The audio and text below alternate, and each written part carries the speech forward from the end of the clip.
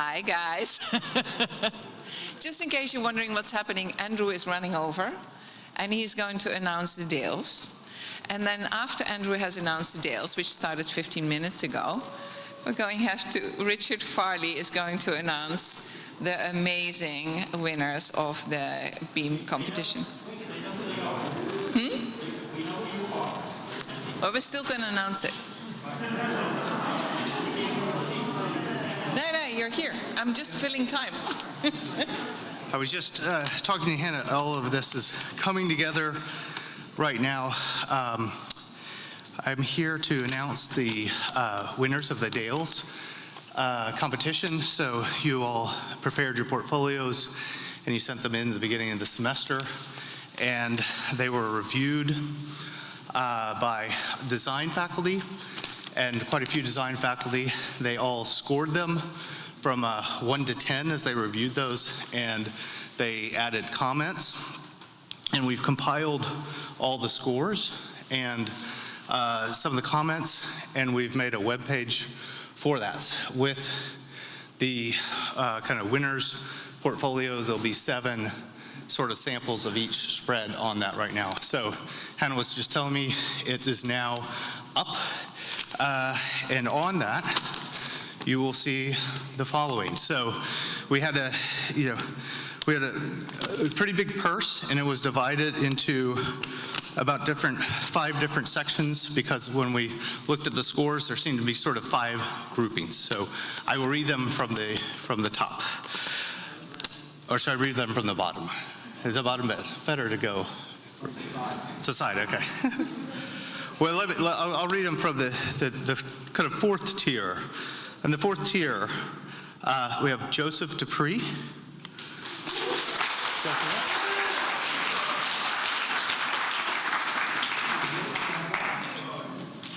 Hey, Joseph. David Eugene Perrine.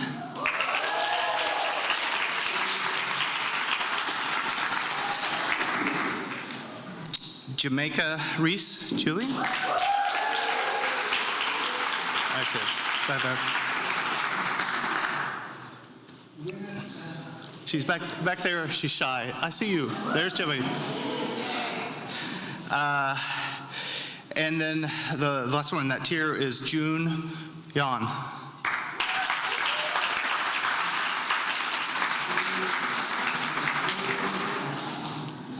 In the next scoring tier, we have Yasmin Golding.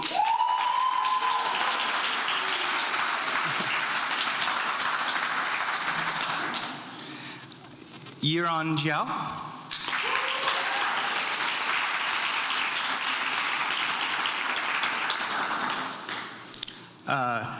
Eugene Ma.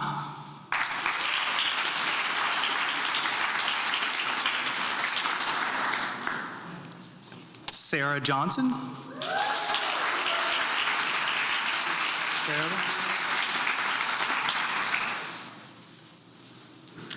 And then we have another tier. We're getting higher in this. The next tier is Zihao Mo.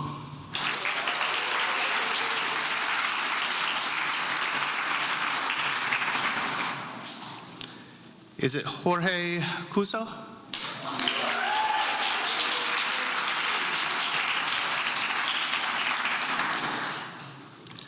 And Sokin Ho.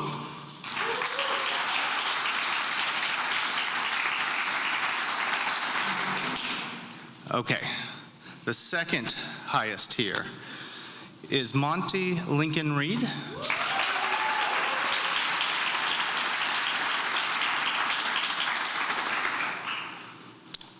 Ria Nair.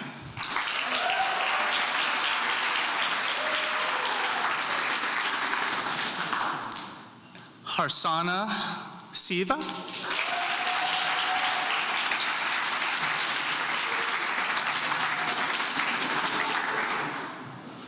And finally, one last name.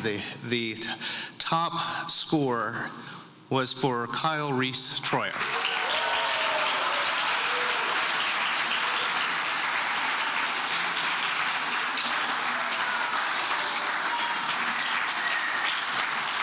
So congratulations, everyone. You know, this was a completely anonymous jury. Nobody has known who they are. They all knew portfolio numbers. So tonight was the first time that we compiled them and put them together. Scott told me to all of those that I just called out that you will receive an email very shortly with details about how to receive your winnings and travel instructions that go along with that. And then I believe if you want to right now on your phones, you could go to our website and the Weitzman School, and there is a tab in the architecture department where it's awards. And you should be able to scroll down, and awards, all of those are there with the jurors' comments and portfolio samples. Anybody see it?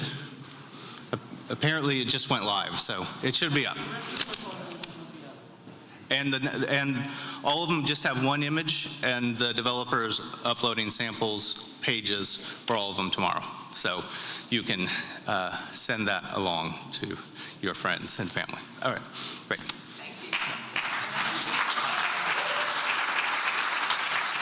And now another competition that you've been waiting to hear the winner. Richard.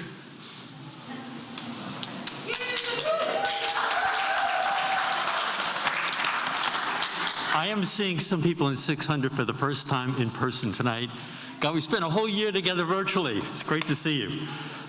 So last Friday we had the Ideal Beam competition, a long-standing tradition here at Penn, which had to lapse because of last year with COVID.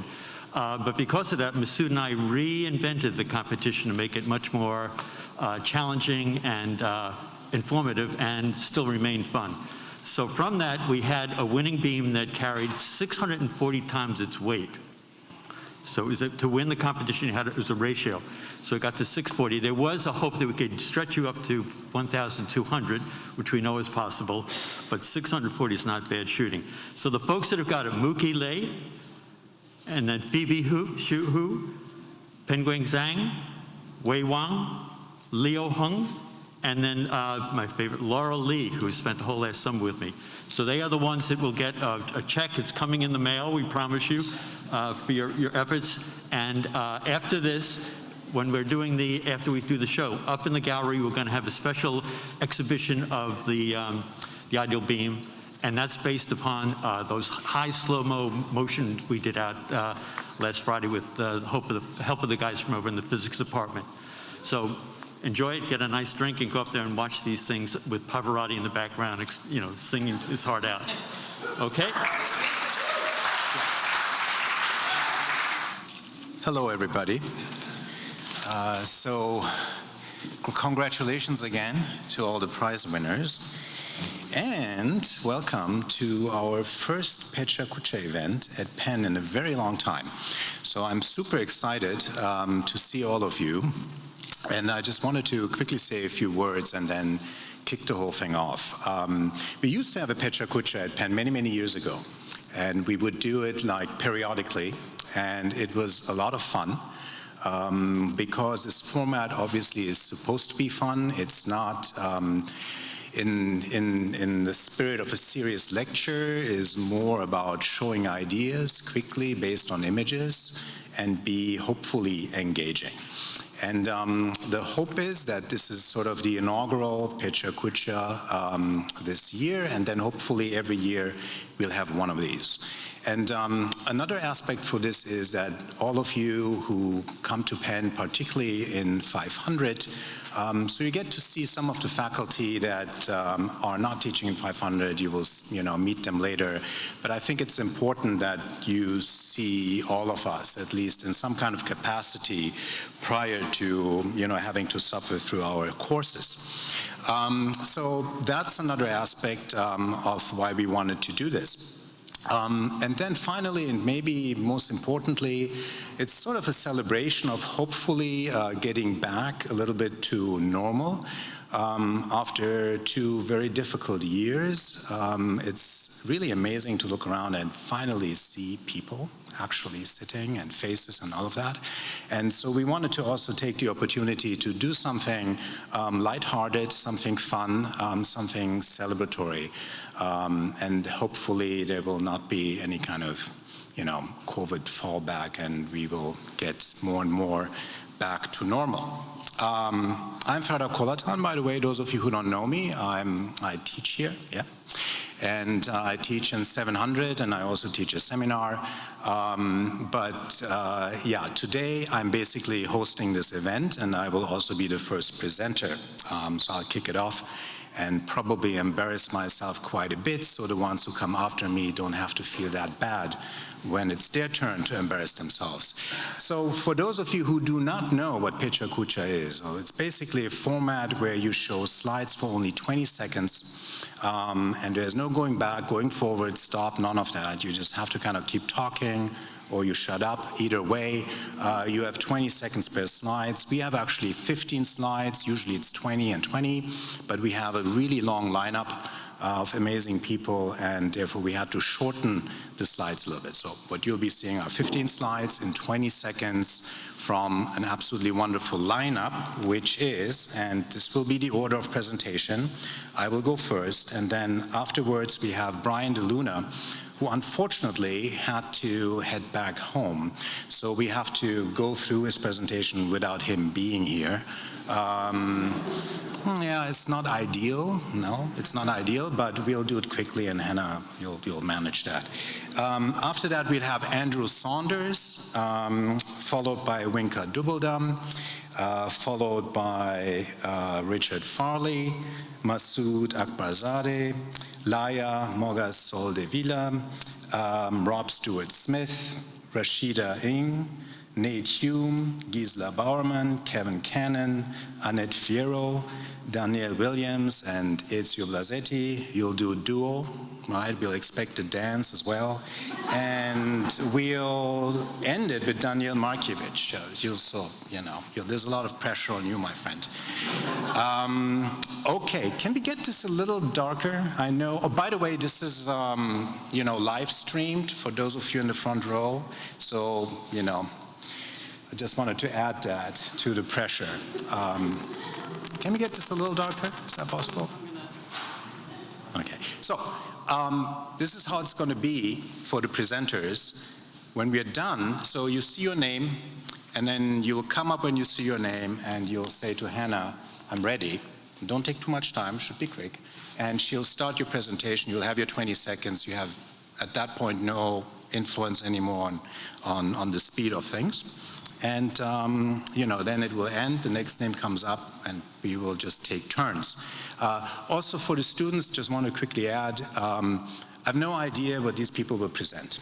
Okay, so I'm not responsible for any of that. It could be projects, it could be work, it could be something completely unrelated, right? That's also part of the PechaKucha format. It's not, it will not be consistent. I'm pretty sure about that. It's just to provoke you, hopefully with some interesting ideas and some compelling images or projects, processes, whatever it will be. Great, so much better. Wait, I'm gonna take a little breath here. Yeah, let's see how this goes. All right, I'm ready, let's start. So, I'm going to talk about authenticity without origin, the power of uprooted objects in design. I think we live in a time where we have to re-examine what origin means and what authenticity means. And we used to understand those two things more or less as the same, but things have been changing rather rapidly, and I think we need to re-examine what authenticity without originality could be. So usually when we think about originality, we think of somebody like Walter Benjamin, who said something that's original has a place and a time, and that gives it an aura, and that makes it particular. And that's usually how we associate originality. However, authenticity has become the ultimate asset. Originally, it was linked to the idea of a core of a thing, the essence, its essence. Recently, however, as a consequence of globalization and the ubiquity of technology, we are witnessing new ways of creating authenticity that differ radically from this traditional notion. For instance, if you actually look for the Parthenon today, or you say Acropolis, you get these kinds of things, right? They're uprooted. They're no longer original. They are images. Yet they are bits and pieces that are echoes of the original thing. Sometimes more abstract, but they have some kind of significance that we have to understand. Then we have this kind of stuff when it comes to authenticity and originality. All these are fake people. They don't exist. They're created by AI. We will see more and more of these kinds of things. Well, what does that mean to the concept of quote-unquote originality? And can we actually still understand that in relationship to authenticity? I think those people are real, after all. The unprecedented proliferation and mixing of digital images is dissolving familiar concepts of time, place, and contingency. From this flattened world, novel assortments and hybridizations emerge, manifesting unlikely forms of architecture and privileging design strategies that accommodate them. For instance, the ordinary made special, right? One way artists do this really well. You know, it's not the creation of novelty as original artifact, but context, existing stuff that's being assorted, combined, hybridized into new types of expressions. New meaning can be created through odd combinations, right? Different kind of significance. Speech impediment, right? Very clever. Megaphone, saw, you know, you're cutting the speech. But the object is basically the thing that is expressing the sort of new idea, new meaning, new signification through a different type of combination. Ambiguity, right? The furry carp. This thing, in case you wonder, is not real. Fish usually doesn't have fur, right? So the effect that we have when we see something that we don't expect, what kind of origin, what kind of authenticity, right? This is not a new game. It has been existed throughout history. Here you see an historical example of the Nautilus cup or ostrich eggs that were brought from faraway lands, and then goldsmiths were refining them into seemingly domesticated and familiar objects. Again, what does that mean in regard to authenticity and originality? Project from our own office, the coral column. Again, sticking to something that is known, like the column, architectural prototype, the base, you know, the kind of the core, the capital, but bringing it together in some kind of different way. Again, sort of getting at the problem of what defines an original object or an original artifact. You can expand that to the way how you look at cities, how you read cities, as some kind of a collage. Where you have high and low and precious elements and ordinary elements all kind of mixed together. If you think of that as architects, what type of architecture can we derive from it? Perhaps something like this, where we think of the novel or the authentic as elements that show affinity, that want to come together, even though they were never meant to come together. And they may create new ways of seeing the world and new ways of designing.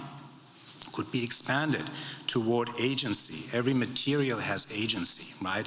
The way it wants to be formed, the way it wants to be understood, the kind of messages it sends out, you know, organic, non-organic, leisurely, different kinds of programmatic infrastructural conditions. Can they be forged into new types of architectural forms?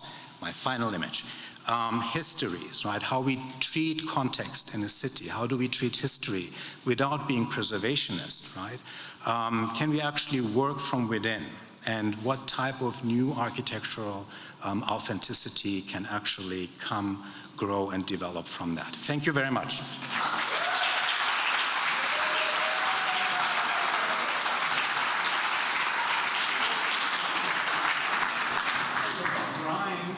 We're going to go quickly through this. Imagine him here as a half-ghost.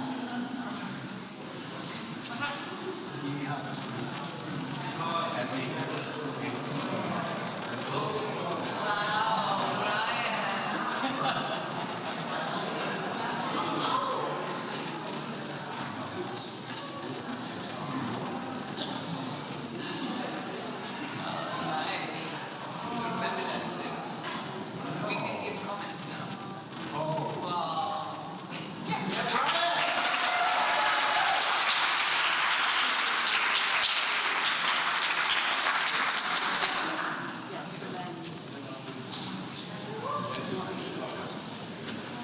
I don't know if I can do as good as that last presenter.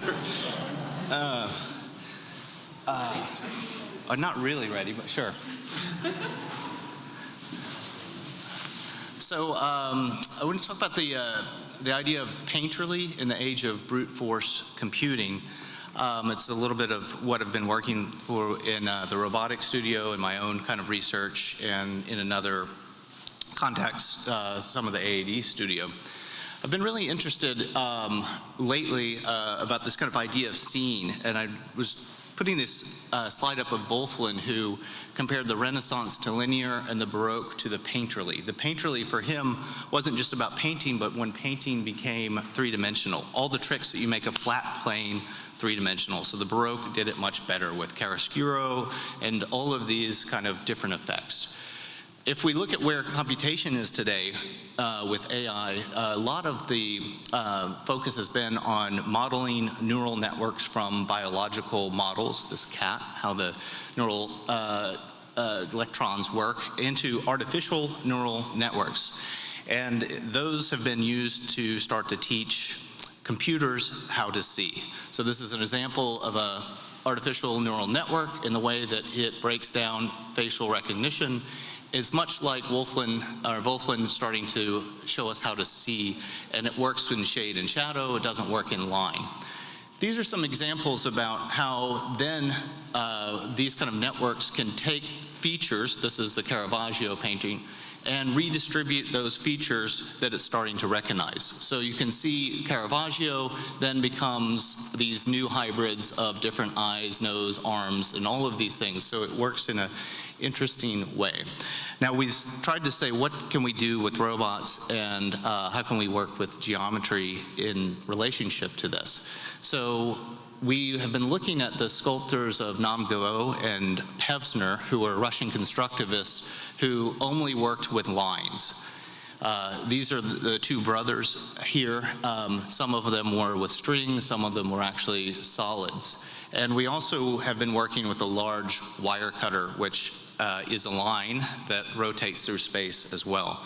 So we've been training to sculpt these and kind of understand how those work.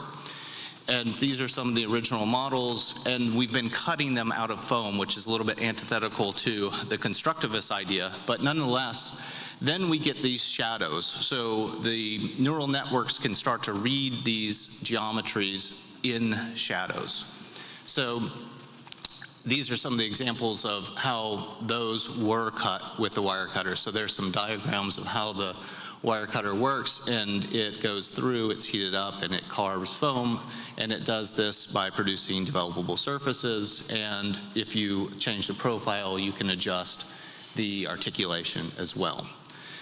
These are some examples, early research before we taught the studio, of how then we can feed those into the neural networks and redistribute those geometries, and they come together in new, unintuitive, I think kind of bizarre, but logical ways in terms we can start to see artifacts and reconstruct them.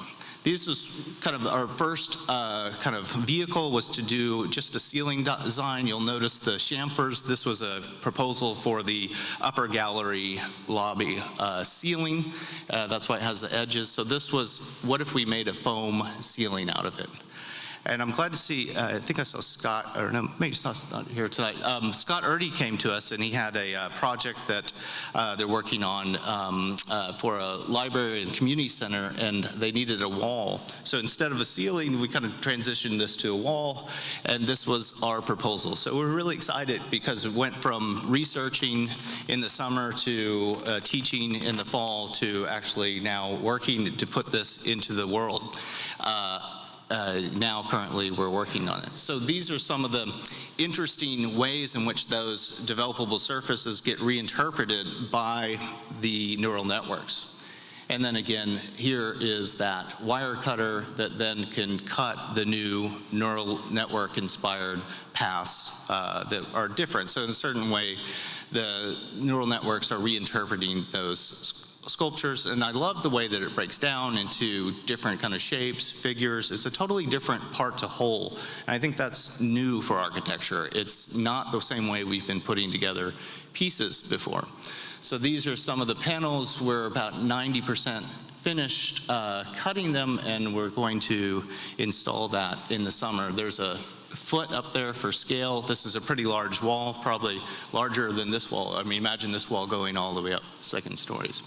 And this is kind of a more close detail of the sort of preliminary renderings for that. So it's exciting here at Penn to be working in a capacity of research, teaching, and actually then doing all within us.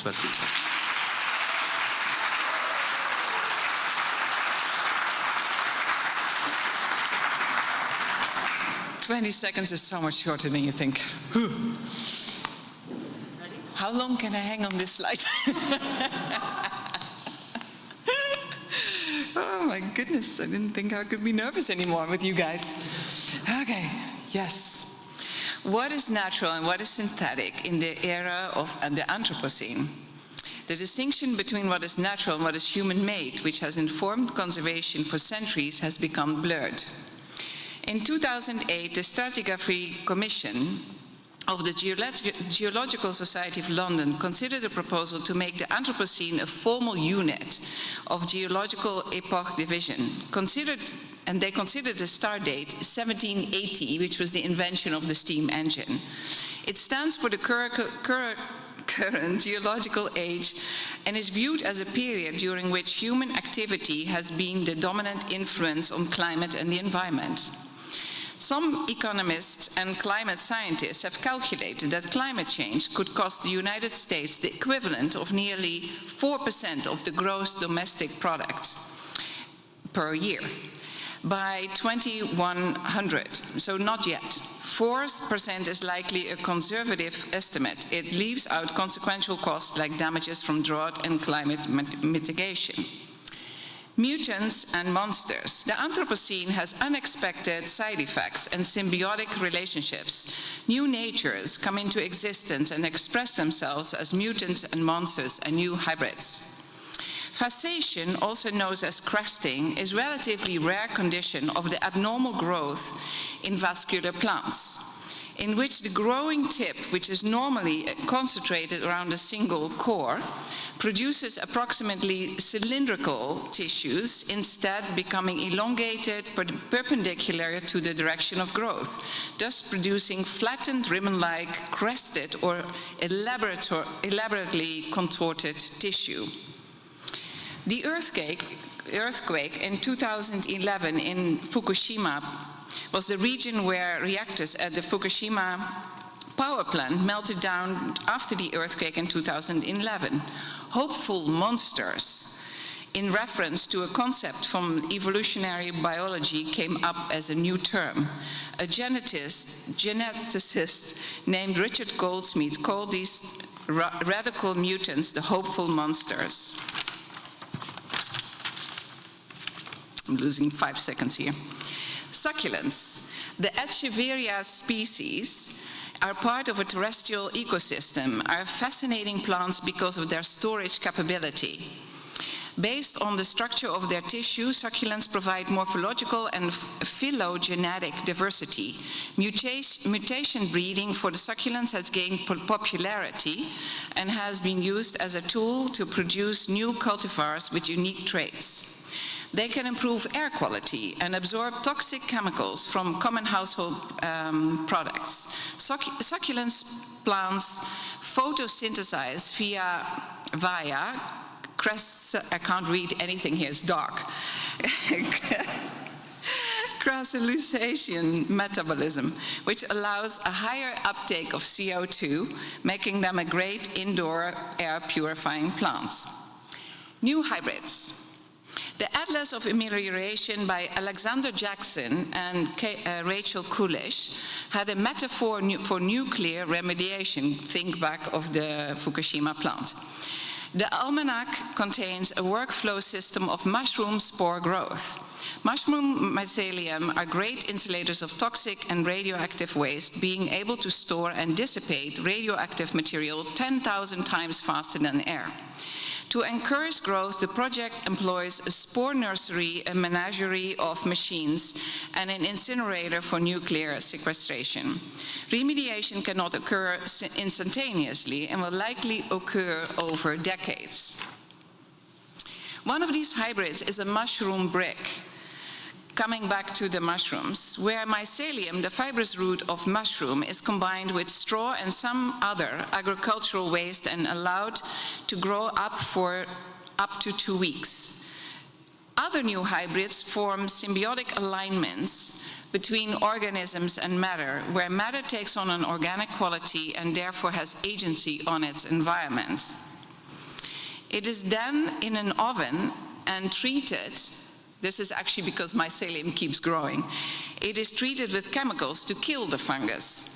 The fibrous roots of the mushroom are carbon neutral and durable, and the next step to lose living fungus that grows together and can self-repair our buildings. We can prevent the 40% of the human-made carbon emissions that come from construction and building materials that way. Restore the natural biome here in China is a very fast way to remediate the fast urbanizing areas here in Hangzhou, and is a chance to recreate a 116-acre green lung, an eco-park, or a sponge city, as they call it in China, to counterbalance the hardening of the surfaces surrounding this park. This new hybrid allows for a park to dip down and to pass under a road, under a river, and connect the two parks, creating a synthetic landscape that is also the main artery and the attractor for the site.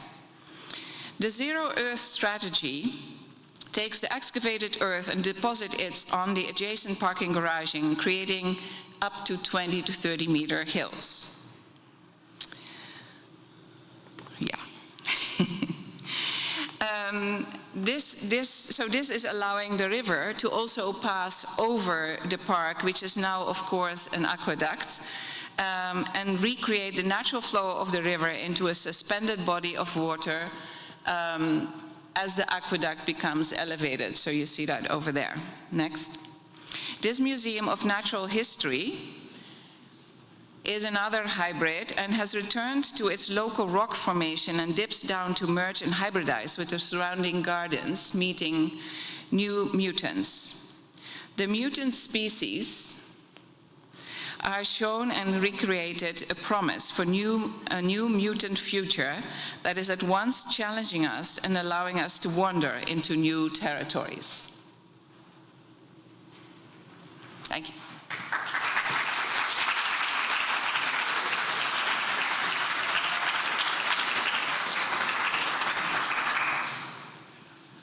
So imagine the opportunity of batting cleanup after Winka. I mean, the fourth position.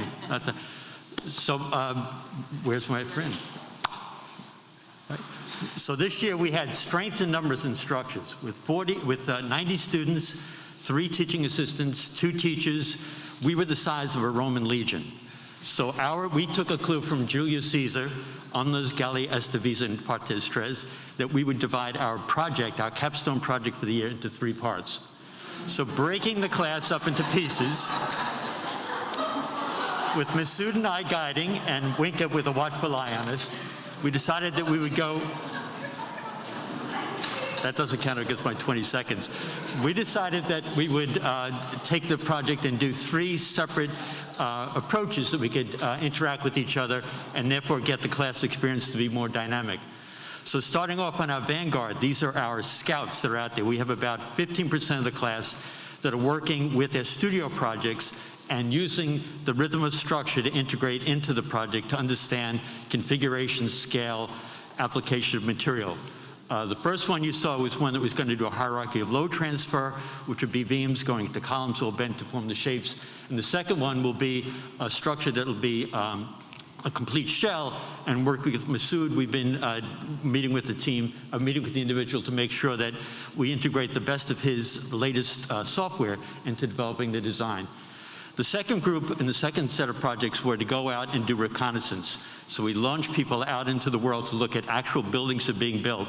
The building on the right is a high-rise residential structure in Philadelphia. Minimum floor-to-floor heights. Spans aren't great, so it makes sense to do it in concrete. On the right, on the other side was one that was steel, which was commercial, longer spans, steel made sense. Knowing that we're a class of international students, we tapped in to see that one of our students was actually working with Frank Gehry's design for a project for a museum in Asia, in Abu Dhabi, and we're starting to take a look at that structure and understanding how it's being put together. On the right was one that was a building that was designed in detail by one of the individuals in the class. So bringing that into the mix is great. The high point, which was last Friday, was to take half of the class and work with our ideal beam competition. We had 9 entries. They were in teams of 5 to 6 people. And with the help from a good friend of mine we'll talk about in a second, we had these different entries come in. Now, they may look simple, but the elegance here was that all of these needed to be in the range of about 30 grams or less, which is less than an ounce in weight, and they were looking to carry something in the range of about, well, as you heard, 450 times that amount. Everybody went right into this thing. There's a lot of activity to take advantage of all the facilities we have here, of milling devices. Hopefully, as we go forward into the future, we're trying to get into robotics. People could use Rhino and they could use Carumba to analyze what they were putting together. Fortunately, there were no injuries at all. People were able to go out and do test results before we went to the final competition. So we had a fair amount of things. All right. You'd like that, don't you? By the way, after this, there'll be an exhibit of all 9 that have the slow-mo. Great. The individual always on the left is a gentleman who graduated from Richard Wesley's program back about 20 years ago, and he is the all-time winner of the ideal beam under the old rules, which is ratio he got to 3,000. He is an inventor. He's a clever man. He's over at the medical school right now. And he met with me as we were over in the nursing school last semester teaching and came up with this device we use to be able to test all the beams. It's rapid. It's a single point of contact, concentrated load. What you're seeing here is a very clever design that was going to be a compression member on the top. Unfortunately, it started to go into buckling, and you'll see the results later on as we go up. All right, here we go. We should be able to hear. No sound, Hannah? We will get you the sounds go behind this, which are as exciting. Double click? No? You got 20 seconds. Hannah promised me that we'd have the sounds of the crowd. Here we go. This is the winner, and this was at 4:50. A shout out to Franca and Annette for coming to the event and really making it a lot of fun, and to show the support of how the faculty all works together. You're going to keep going. If you only heard the sounds in behind this thing, right? Hannah, we've got to get that on the web, right? Want to give a shout out. We have three amazing,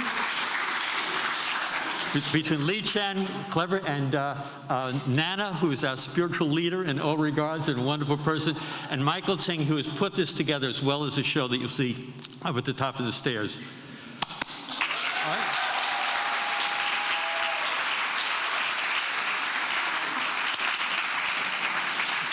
So strength in numbers. We went through a lot of different things, and he's the real winner. no. So we're ready to put him on to Mohammed, and you're going to go. And this is the second part of our thing. On you go. Awesome. Thank you very much, everyone. I try to make it less boring. No, sorry. I hope that it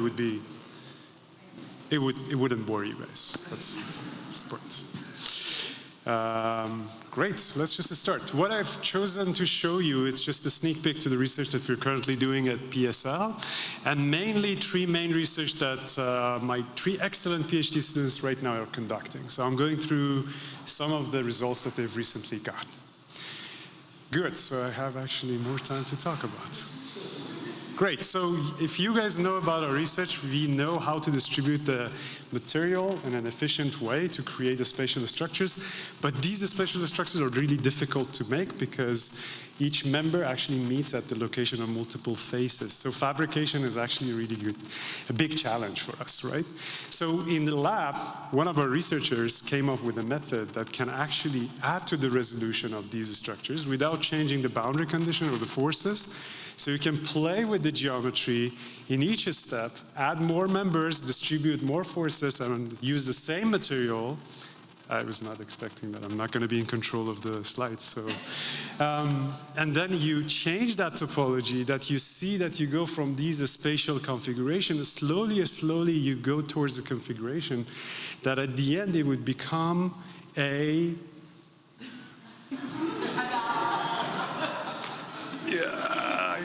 Yes, shell. Fantastic. Great. Awesome. Okay, so what is the advantage? The advantage is that basically you go from n manifold or where edges are meeting many faces in the space to the configuration that only one edge is meeting two faces. This is great because now you can build it out of planar materials and it's a spatial. So what it actually gives us is that open the doors to the variety of different spatial structural forms that are efficient, but it's also a language that you can design and start designing materials in different scales. So you say that there is actually a methodology that we're using to use the equilibrium of force, which is geometry. And by the way, we made it actually to the front page of Advanced Functional Materials for this research. The impact factor, 18.8. Cool. Why? Because you can design materials in a smaller scale to the material, to the structures that are at the scale of infrastructure. Isn't it amazing? Well, it is. Okay. So another thing is that because it's planar, you can combine it with origami. So you can actually make these guys by folding these and cut these as out of planar sheets and put them back to origami, right? This is also very exciting, but it's very time sensitive, time intensive, and also labor intensive. What can we do? So we came up with this proposal for National Science Foundation as the future of manufacturing, and said, okay, we have this design of efficient structural forms, and in the meantime, we can combine it with origami. What can we do with this for future? And we came up with the idea is that, yes, we may actually be able to program material to do the self-folding for us, so we don't have to put it together. So currently, we are measuring the forces for the origami, so we understand how much force is needed for the material to fold itself, and then later on design the material property to do that folding with that force for us, so we can actually self-form systems in larger scale by programming the material in a smaller scale. Isn't it amazing? Great. Now we're moving to more recent study, okay? This is a prototype that we just finished in New York City, Long Island City. This is actually a 3-meter prototype out of, for a long span 10-meter bridge that we proposed earlier. The idea is that how we can minimize the mass of the material and use one of the most challenging materials, that is glass, to build an efficient structural form. The thickness of a glass is only 1 centimeter, right? It's a float glass, it's not a tempered glass, it's not a security glass, it's a window glass, so it can break anytime. But the idea is that you can actually put this with a precise geometry of the blocks together to create this compression-only shell, in this case, to just prove the cases, and obviously many people are involved. This is a collaboration between multiple universities and institutes, and it's also funded by National Science Foundation. We are moving to the 10-meter bridge soon, so yeah, follow us. Good. I'm pretty fast now. The last one is the research by Hao Zheng. The previous one was actually Yao Lu, for your information. This is Hao Zheng. He's actually looking into the equilibrium of forces on the wings of a dragonfly, and you can see that we can describe that equilibrium by use of geometry. It's pretty cool. So these are different wings of a dragonfly for male and female, and then we are using machine learning to learn from nature and then understand that pattern for the design of most efficient, I would say, wings for airplanes. So in this method, you're basically defining the boundary condition. From that boundary condition, you generate a force diagram. With that force diagram, you come up with a structural pattern that covers that boundary condition.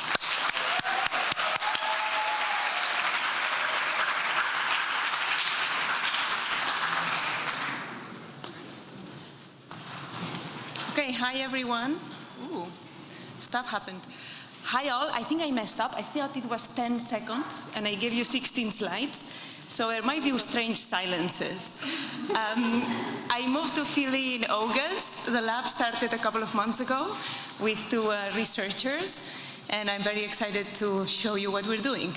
We're thinking that materials that we know and love in architecture, like concrete, glass, ceramics, and steel, could be improved in the way they are thought of and the way they are manufactured recycled, implemented in architecture. So we look at both manufacturing and material-driven design to see if we can design like nature does. If we could make systems where wood, where you have flexibility and rigidity negotiated within the same system, like skin, which sometimes it's a filter and sometimes it's a barrier, or nacre or shell that prevents crack propagation with a very intelligent architecture. We look at shrimp shell biopolymers. You take a shrimp shell and you do something to it so that you can make a gel out of it, and then construct something that could be a replacement for fuel-based plastics. So recently, these are some of the prototypes at the beginning of my research, where we were just testing if this could withstand its own loads, right? Can we make something out of shrimp shell only that stands and it's graded throughout the structure?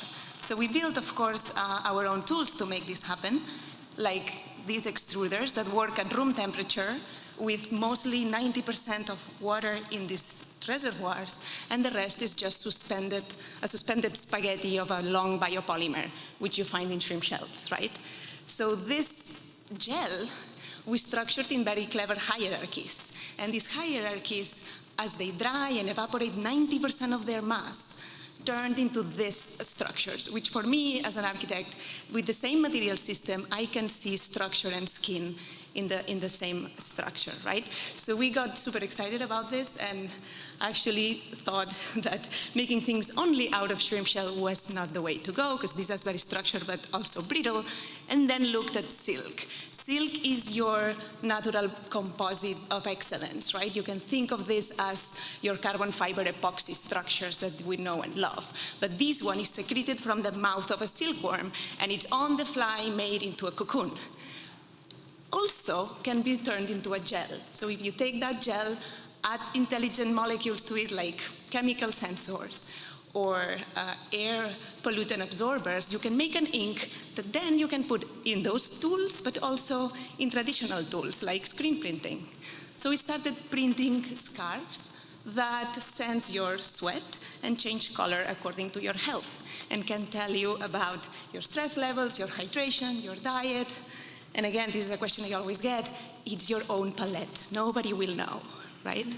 So it is a medical sensor that sometimes you've seen for sure in research with a little patch, but now it's distributed in a scarf. So the lab at Penn is at Adams. We are in the top floor of Adams, and we have, this is our space. We have our machine system. We have a little biolab where we test living things, and we are looking at very simple systems to make very high-tech stuff. Right, so we develop all of that. One of our streams of research is substitution. We are looking at substituting cow and sheep leather, which is a very polluting material that,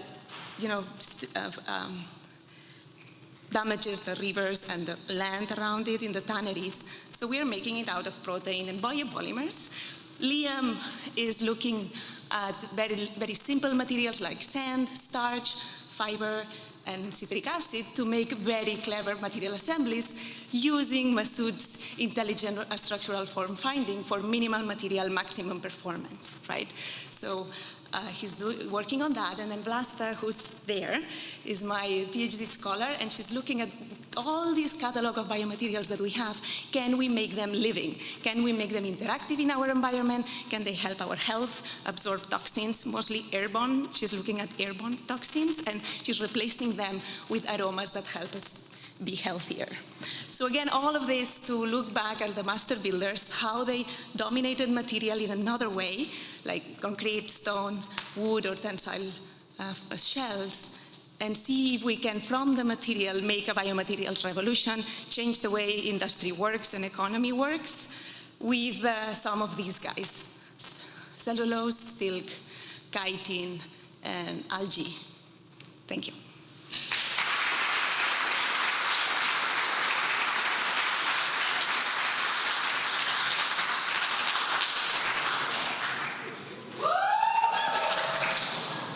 Hey guys. Okay. This is going to be really hard with notes. Okay. All right. Okay.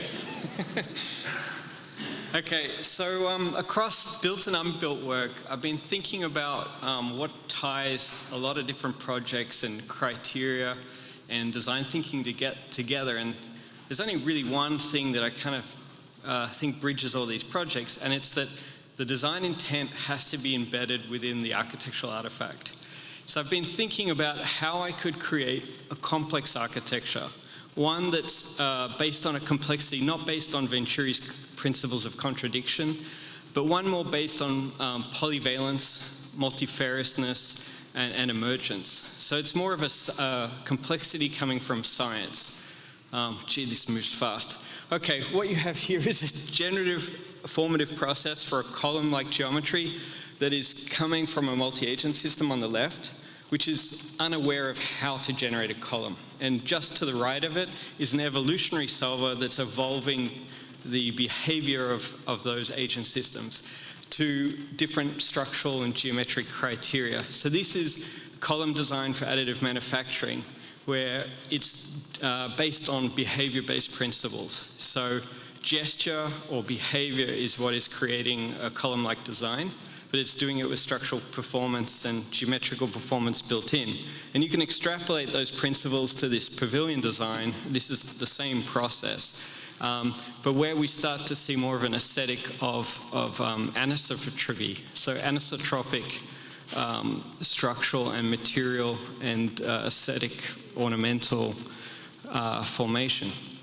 And that's also quantitative. So this is computer vision with some machine learning, actually quantifying some of the visual characteristics of the design.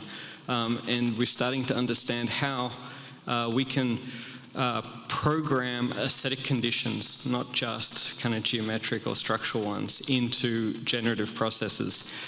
Lambros Malafouris, an anthropologist, talks about material agency and basically how designed cognition happens partially through anything around us that we interact with. Anything has kind of agency.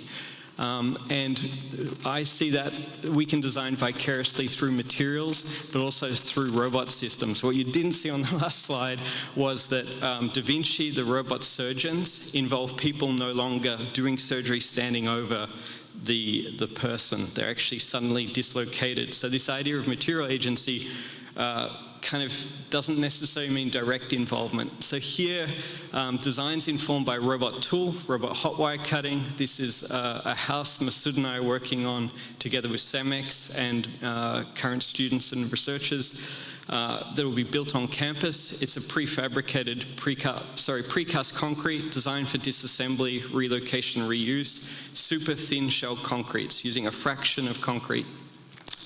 So tooling informed design. Here, assembly is a generative process. So first in a prototype at the top, a principle of post-tension compression, cable net suspension, and drapery informs a kind of installation, and that's extrapolated to a library proposal for Helsinki.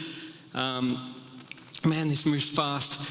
Okay, this is generative fabrication. Basically, it's concrete that is poured flat on a geotextile. When it's half cured, the textile suspended, and you get this double curve form without any material waste of formwork. It's also used as a planter. Oh, gee. Okay. Okay, this is behavior-based robotics for additive manufacturing, concrete panels. You can see at the top Jackson Pollock. It's an idea of gesture and behavior driving the creative process, and also material viscosity. And we can also simulate these types of things. So we develop computational models to visually analyze and also structurally analyze. When you start designing at a level of material organization, in this case, you can kind of undermine the geometry or the structure unless you actually start to kind of analyze those things. So this is for us to be able to do iterative design before we manufacture. And this is some of the work from the MSD-RAS program. And we can see material behavior robots manipulating material here. So we're living vicariously through the materials, the robot systems. Everything that we have our hands on is somehow part of the design process. I'm missing all my notes, but here mobile robot behavior is being correlated to a material behavior. You see a wax column on the right where there's a dripping connecting a very simple robot toolpath, and we're missing a simulation in the middle where you actually see the robot generating that. Oh, cool. Okay, these are some of the custom robots we've built in my lab in London, and also the coordination of multiple robots to build from a 3D BIM model. These ones are doing additive manufacturing tasks. So we use robots to distribute construction tasks. They can also design through the act of construction. This is my last slide, I think. And what you see here is a design through the act of construction, and that design is situated to where these robots perceive. They operate through computer vision, but their behavior's been developed over time through interaction with people in the loop. So very much material engagement is kind of where I see design operating, where we kind of design vicariously through all these other physical things that we work with every day. And robots are just one of those. Thank you.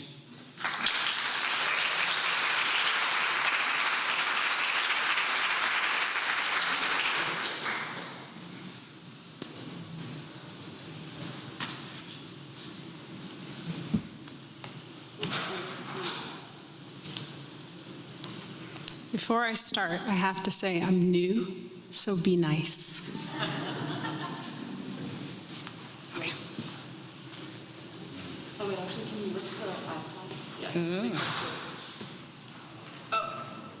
What? It's sensitive. Oh, where am I supposed to put this? Okay. Ready? All right. So tonight I'm going to share a selection of my teaching and research centered around themes of social and environmental responsibility and material performance. I'll go through the projects in reverse chronological order. However, the relationship between the questions posed by the work are far less linear. My research is exploring architecture's ethical responsibility to the converging crises of systemic racism and climate change, specifically in the area of housing and security. The research responds to large global disparities in carbon emissions responsible for climate change. Locally in the United States, similar inequities exist between white and wealthy communities and those with people of color and the poor. Historically, redline communities, as shown on the screen here, have had higher temperatures, less trees, and more pollution, which causes persistent health and economic disparities among people of color. As the frequency and intensity of climate disasters, floods, storms, wildfires, and heat waves continue to rise, more than 20 million people globally are forced from their homes each year. In the United States, nearly 1/3 of all homes are highly vulnerable to climate disasters. As demonstrated most recently by the COVID-19 pandemic, the quality of people's homes and communities is a key contributor to the social determinants of health. This photograph of refrigerated trailers, which is also reminiscent of the mobile morgues used at the height of the pandemic, was actually taken 25 years earlier in Chicago. Okay. Architects have an ethical, moral, and professional duty to protect the public. The provision of safe and resilient housing is central to meeting the obligation. The themes of my research have informed the content of my teaching, as shown here in a community engagement studio focused on housing justice in North Philadelphia. My research in social equity also informs the ways in which I teach. I believe that many of the Beaux-Arts pedagogies are insufficient to meet the needs of today's students. Although these practices may have met the needs of 19th century architecture students, a predominantly white, male, and wealthy group, a new paradigm is needed today. To that end, I strive to confront the insular nature of architecture education through interdisciplinary collaboration, community engagement, and workshops. In the review shown here, my graduate students engaged with a wide range of consultants during interim reviews who helped them look critically at their own work while generating alternative approaches. That studio, which was co-taught with Ifri Escott, some of you may know her, was focused on restorative systems and emerged from my research project, Cloud Magnet, which was conducted in the cloud forest of Costa Rica. and explored the potential of performative materials to mitigate and potentially reverse the effects of climate change.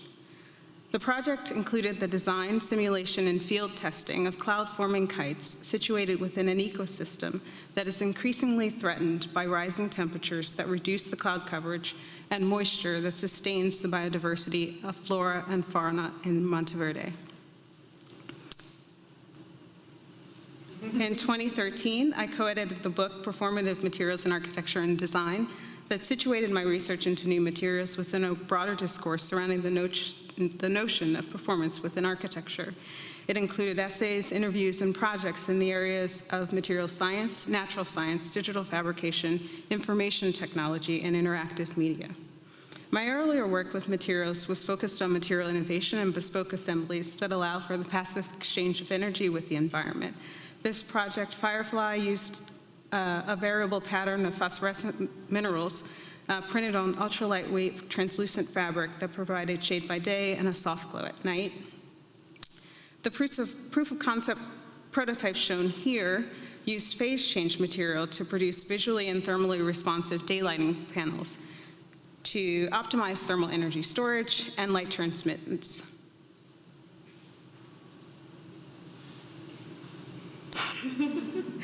Many of the themes of my research and teaching were first formally explored during my time as a graduate student here at Penn. I'm also an alumna. This project was an interdisciplinary studio in fall 2000 with then Dean Gary Heck and Professor Jonathan Barnett, in which we produced an urban design strategy for the city of Hsinchu in Taiwan.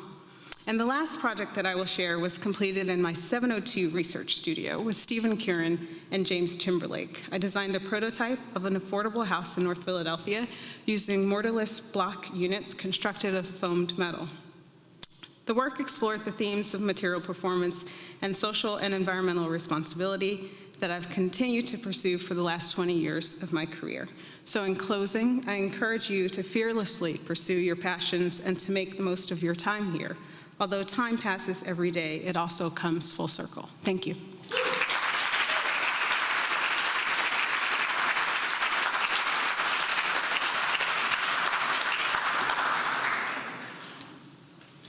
Okay, hello everybody. I'm going to show a handful of recent projects. I think one common thread across all of them is an interest in this material buildup, so buildup of material, texture, color, in the hopes of developing these kind of saturated or kind of exaggerated spaces of thickness. The first project is for a house proposal. You know, in my 602 studio for the last 5 years, we've looked at agriculture technology coming into building and structure. So we've looked at a very big scale, things like aeroponics and agriculture and synthetic meat. This is the opposite, so really tiny kind of domestic scale and much more lo-fi. So thinking about aeroponics and water collection in a kind of much simpler way. So thinking of this thickened kitchen zone that drags the kind of garden in and then runs it vertically and starts to embed all the technology or the kind of things needed for that in the cavities of this kind of simple framed house. This is a project we were just finalists for last month for the Ragdale Ring outside Chicago. So we were looking at the round barns in the region and transcribing one of those onto the site.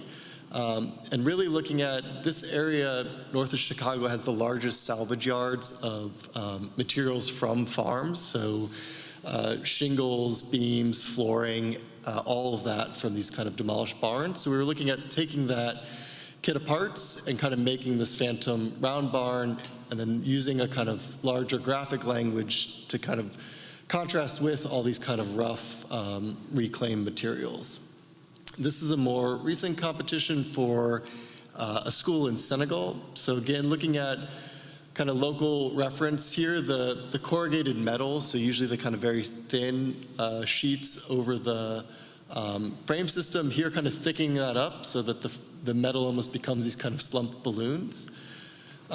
This one we were shortlisted for. This was a restaurant greenhouse in Iceland, so introducing new fruits and vegetables to the country. We were looking again at the kind of local references here were the turf houses. So flipping those upside down, one, they're kind of profiles and starting to tumble them around the site, but also taking the kind of turf from the roof, putting it to the underside, and then starting to embed the restaurant like the house with all the kind of growing apparatus, not being secluded away in the garden, but really surrounding you. And again, that kind of like thickness of the wall being exaggerated. I think those other ones went faster. Are you like moving us up now? So the last three are in different states of construction. This is a project that I've been developing in Brooklyn with my wife's firm, Overlay Office. So this is a brownstone in Brooklyn that we're in like the last month of permits, trying to kind of finish this out. This is the follow-up project that's in Red Hook. So that upper image, in both cases, both of these were kind of uninhabitable and became shells. So we took out all the structure, stairs, roof, and then kind of went back to work on them. In this project, we left a lot more from the demolition. So seeing 100 years of good and bad material buildup and material decisions and trends. So a lot of the kind of plaster cavities from old chimneys, the kind of imprint of the previous stair before we moved the new height of the floors. And so trying to kind of build off of a lot of that as a way to kind of have the texture. On the right is a railing system we've just put in, and then none of the other rooms are finished, just some close-ups of some of the kind of new and old, tile and stone, and then with 100 years of this plaster to different levels scraped back. A sink. And then this last one is a house that we're hoping to go into construction at the end of the spring. So we've just laid out the foundation of the snow. This is in Dutchess County.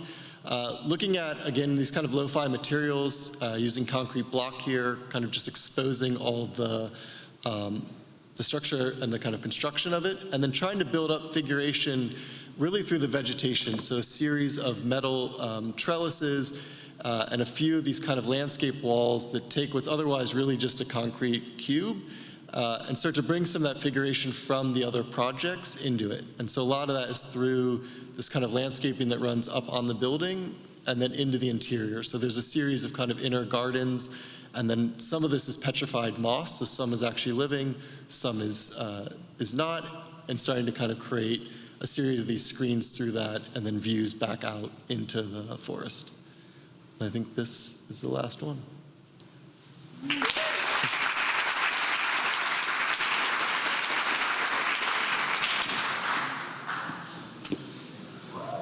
Hi, everybody.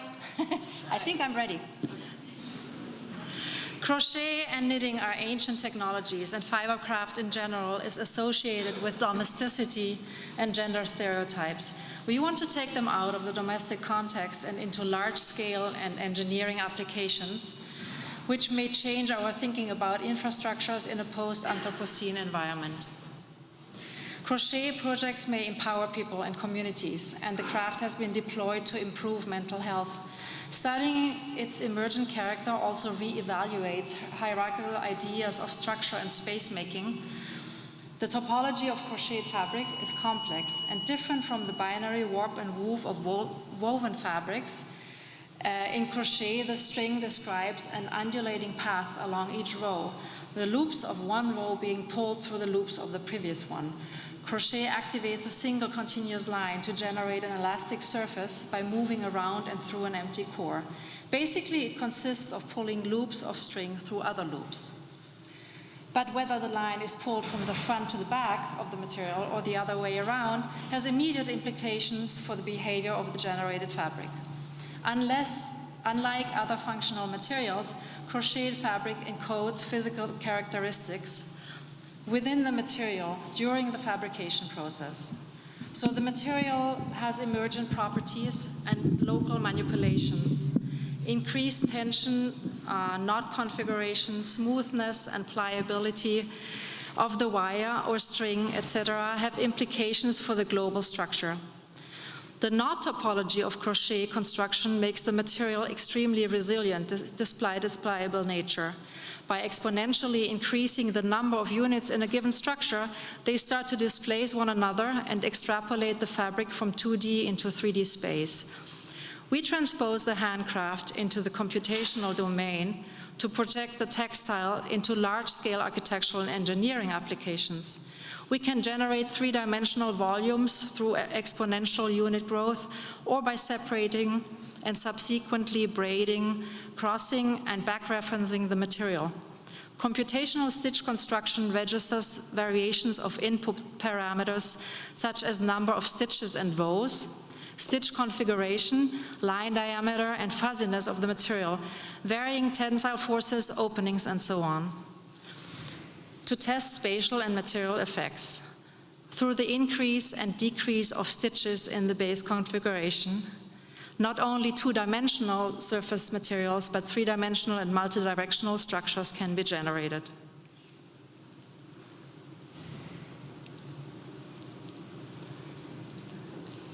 I guess I have to take a little break here.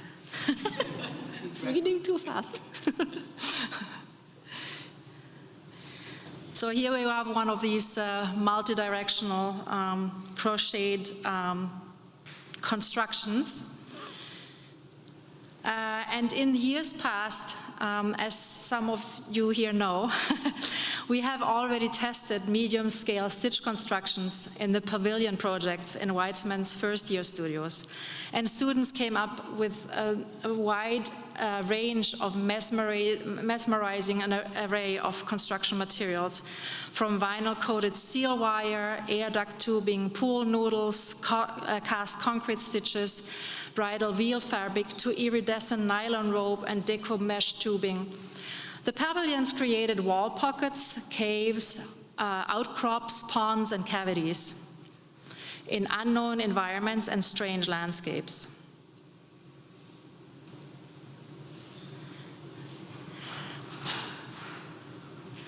Different from typical additive manufacturing techniques that require multiple joints, crochet structures gain their strength from the continuity of the string material.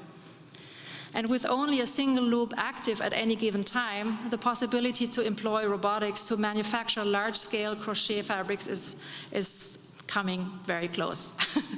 Exchanging stiffness as a construction criterion with the ductility and concurrent strength of the crochet fabric permits the design of pliable infrastructures made of steel cables, extruded polymers, or other industrial materials. A pliable, buoyant construction may become an aquatic lattice structure that acts as seawall and hospital infrastructure for multiple life forms to thrive in. Thank you very much.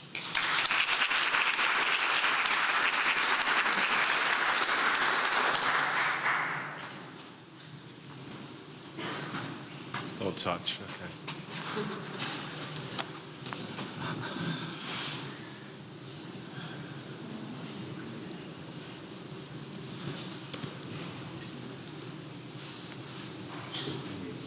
Okay. I don't want to type.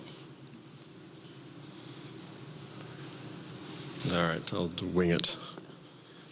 Okay, sure. Yeah. Why not? I thought I would show a little bit of my work, as well as some travel photos, and talk a little bit about some of the pen folks that I've worked with over the years. I can't help but start my story in Paris, where as an undergraduate student, I was at Georgia Tech, but we had a Paris program, and Annette Fierro was one of my instructors. And when I went back to Georgia Tech for my final year, I was able to take one of her seminars where we had the bright idea to build bridges 3 stories up in the atrium there over the John Haydock installation that was there at the time. And after that, a few years later, I ended up working with Ferda Kolatan at Smith Laura Hawkinson, where we had a lot of fun wrapping metal around glass boxes in this competition at Seoul that we won. And then I ended up a few years later at KPF, where I worked with Gene Cohn. I think he was class of 1957. I think I looked that up. And one of the projects I worked on there was this airport. I started out with this little piece of a very big airport project where we had a lot of fun. The glass enclosure there we had to test because it was before there was really fire-rated glass. We had to create a big fire, and I'm really running behind now. Big fire in Texas to melt it, or try to. And then as we took on the whole project, Nick Pevsner, I don't know if he's here, was someone that came to work with us for a number of years. Really, really sad when he decided to go be a landscape architect. After that, I went to FX, where I was lucky enough to actually start getting some stuff built. And part of getting big projects built is actually doing a lot of travel. And we were able to see a lot of great glass manufacturers. That piece of glass up there was this incredible one that we saw on a many tours of Interpane's factories. And we also drank a lot of beer on those trips and had a lot of fun. These projects were all, I think, pretty sustainable, but I think it was kind of at this point that I really started to understand what it meant to kind of think sustainably when I was building. So this project, which was the next one, we were really thinking about not a glass facade, but that's a glass veil over a more solid building. There's cores on western-facing facades, and we're using here for most of the facade of the project this translucent glass, which we learned about at PechKucha, where it really has absolutely zero solar gain. And these kinds of products and approaches were something that we kind of learned about by talking to these folks. And I have to tell this one story where we were really running behind, like I am now. And we showed up for a work session with a facade consultant, only to think we were getting there the day before our client, and he heard about it, showed up, storms into the meeting, and berates the contractor that they're behind schedule. It takes the architects up to the top of his favorite mountain, which was on the other side of Switzerland, and we got to see some really beautiful stuff at the top. Decided on the way back down to walk, and he took us to Lucerne after that. We were walking down, we saw this just amazing moment where you've forgotten that it was cloudy all day, and now the sun just disappeared behind these clouds on the way back down, and this is where like the best cows and stuff live. This was a competition. I wanted to mention also Katie Vignicki, who came to work with me. I met her at one of Annette's reviews, and she did this one in the middle after a very strange conversation we had about a Noguchi lamp in the side panel of a BMW and a couple other things. And this was an installation, which is a whole nother lecture that I did at the National Academy. And that's Sisto Tellini, who I think he was class of 2004. And he's worked with me for a number of years and really helped to get this thing put together. And for us, it was really a demonstration in a corporate office of, what really bright young people can do. And I think it's really important to kind of think about that as you're going into the profession. And not just look for the opportunities to use your talents. Thanks.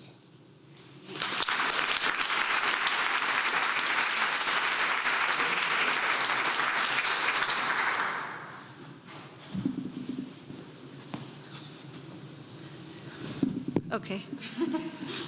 So who am I? This is framed as a biography and a manifesto. First of all, I am a Texan, but not of the East oil-soaked type, that swollen, bellicose Texas, but that of the West, the frontier, the land of incomprehensible scale. Culturally, always on two sides at once. Culturally, always two sides at once, both colonizer and colonized, simultaneous, inextricable. Left wondering why I did not belong in the land of my birth, and so always left with an acute appreciation for the marginalized, the social program. That's my mother, the baby. I am a Philadelphian, je suis Parisienne, I am a New Yorker, I am a Londoner. I moved to Philadelphia from Paris, and I may move back. All of those cities I have lived in and loved. and they are buried deep in my love for urbanism and in my rants on the obvious pleasures and necessities of diversity and heterotopia. Each one of these a multicultural city. The best of them afford the ability to live as a human being with a decent lifestyle. The next one is dramatic. I am a mother. I am a senior woman faculty member at an Ivy League university, one of few with children, which means I know a lot about struggle, but also about the growth of the mind and the spirit, which comes from dreams and play. This is when they were in junior high. I am an engineer, although that was the dream of my father, not me. To me, a miracle I made it through the curriculum at Rice, when I would rather have been studying my other lovers, art and art history, in Tanglio and Goya. I am, of course, an architect. Not an architect like some of my famous colleagues, but once in a great while I take on a project. Here, a house generated by the forest in which it stood, registering the trees around it. I designed it for friends a few years ago, down to the last doorknob and beautiful cylindrical hinge, but alas, like many of our projects, it was never built. A house where the forest would be allowed to grow back up where it had just been ripped down by its own construction.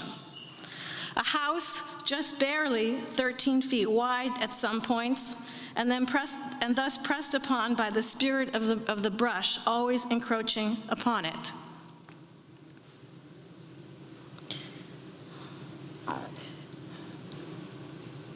In a long ago life, I also did projects which gained publicity.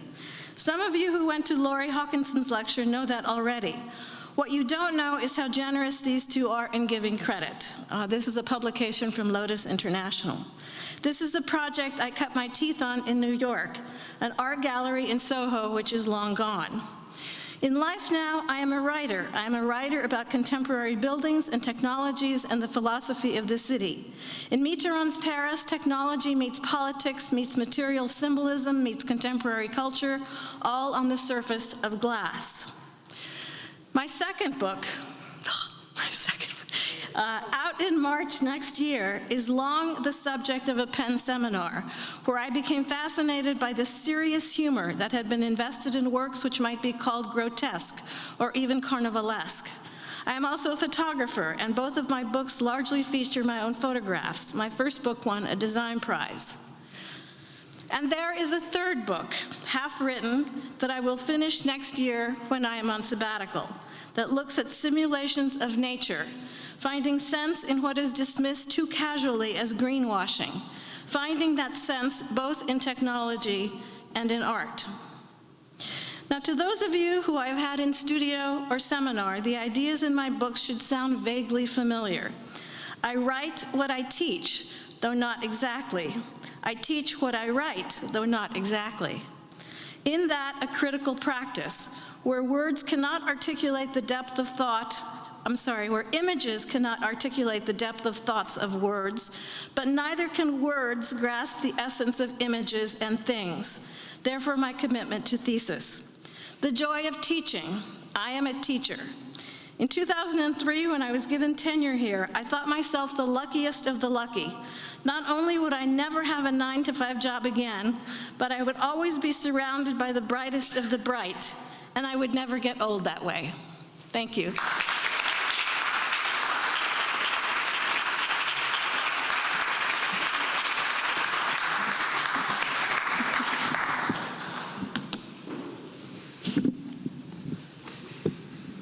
Hello, hello. Also joined with Ezio, my partner that you guys know. I think we can start, yeah. All right, so I guess to kind of quantify what we'll show today is it'll just be built work from our practice, more specifically work that focuses on leisure spaces or hospitality. And that's a little bit of a precursor to our summer plans.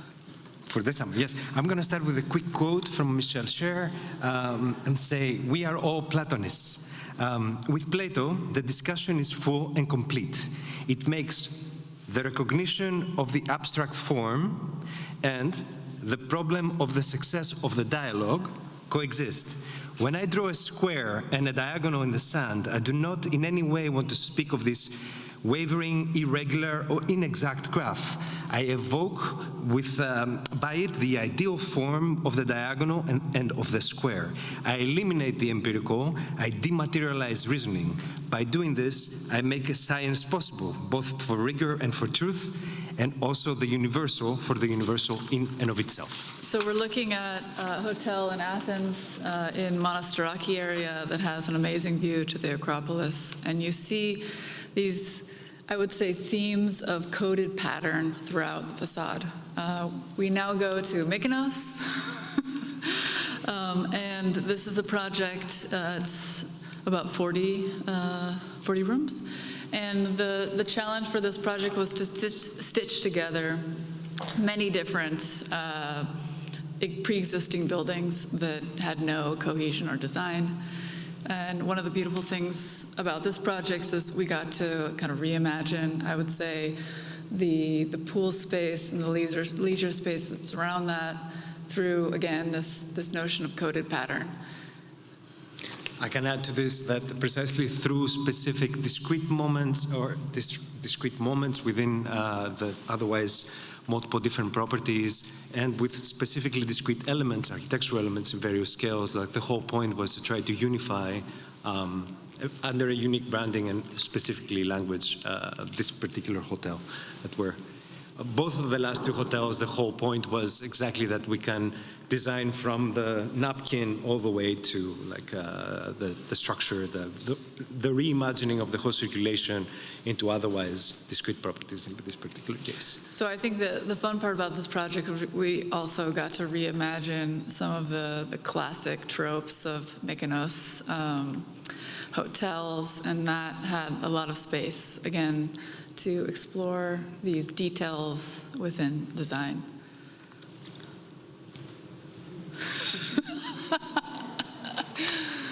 I mean, the weaving was a good transition, but it's too much time. Okay, so this is the only non-built project. This is more part of the research that we've been doing here at the MSD RAS and in various other seminars. But more importantly, I guess this is a competition entry that we did back in September for the Tallinn Architecture Biennale Pavilion. The more interesting part about these specific images that we're showing you is that the structural, or rather the whole system, the design system here, it's a hybrid between carbon fiber woven in such a winded, rather, in a 3D contour, in a very similar way to rebar.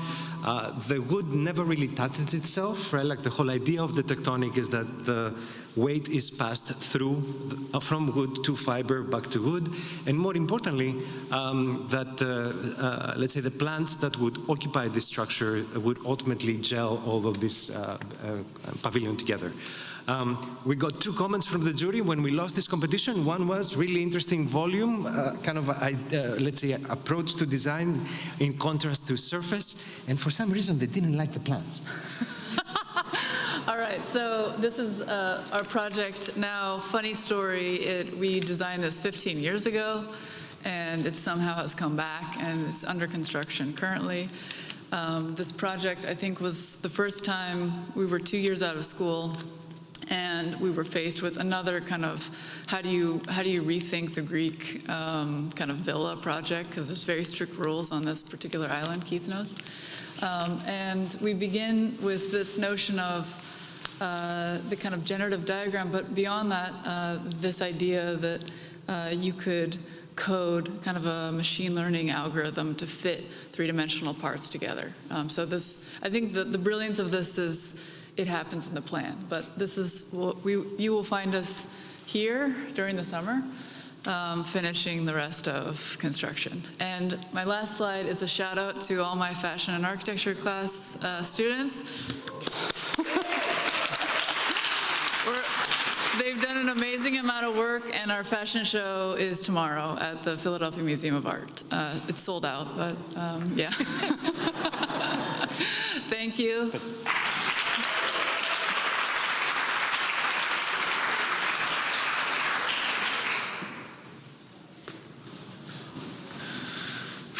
All right.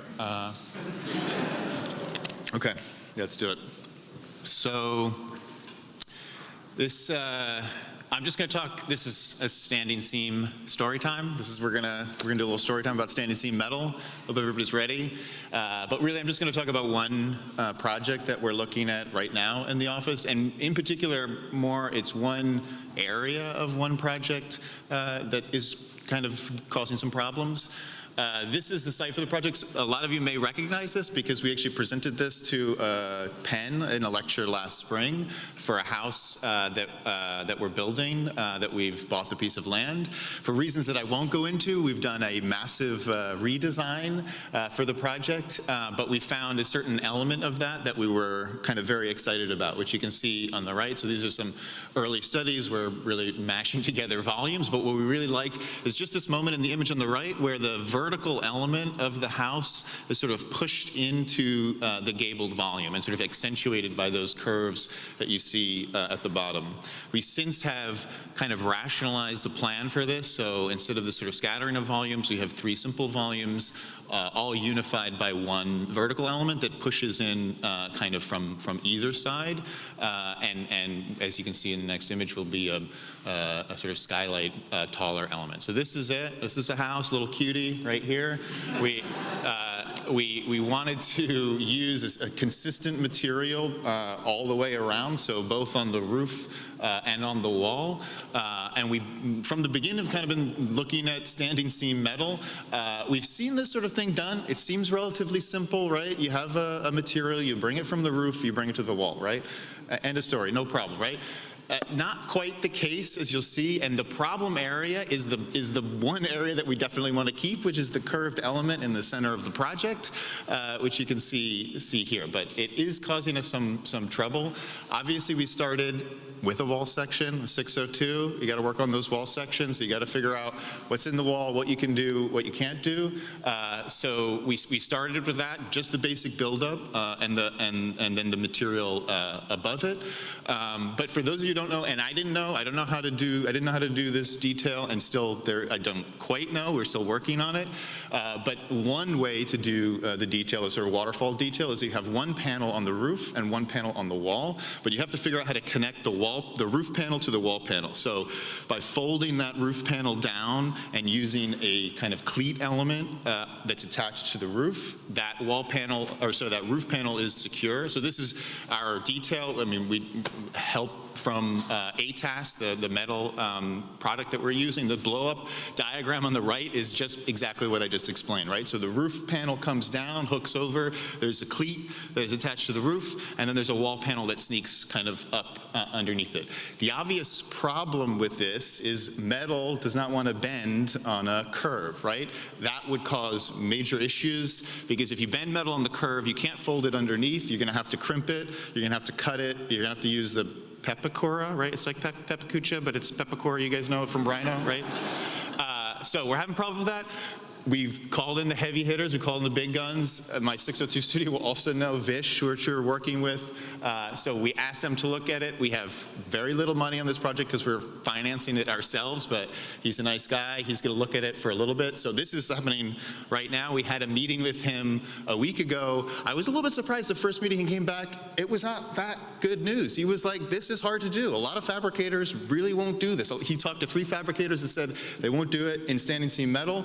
He did have some other options. He was looking at other materials. You can do it in flat lock, some aluminum products. You can use wood, but the obvious problem with that is it always comes down to the numbers. We're financing this project ourselves, so we want to keep the cost low. And it's like this can be done with a vast amount of customization, but that equals dollar signs, that equals money, right? So we want to try and avoid that. We want to try to minimize the customization as much as possible. We still feel like we can do it. There was one glimmer of hope last week.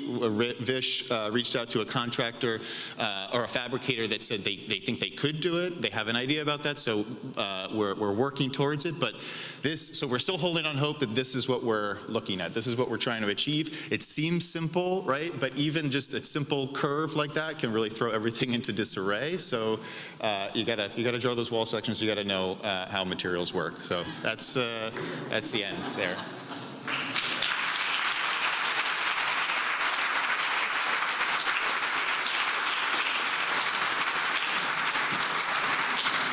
All right. Well, that was absolutely amazing. Honestly, I'm just floored. Really amazing to just see all the work and the ideas. And I always thought, I know what everybody is doing, you know. But no, there's always something new, fresh. And I think also just the variety of interests, but then there's also synergy in so many different ways. Thank you so much for participating. Please, everybody, give it up one more time to the amazing participants. And now you can drink. Reception's up there. Thank you, everybody.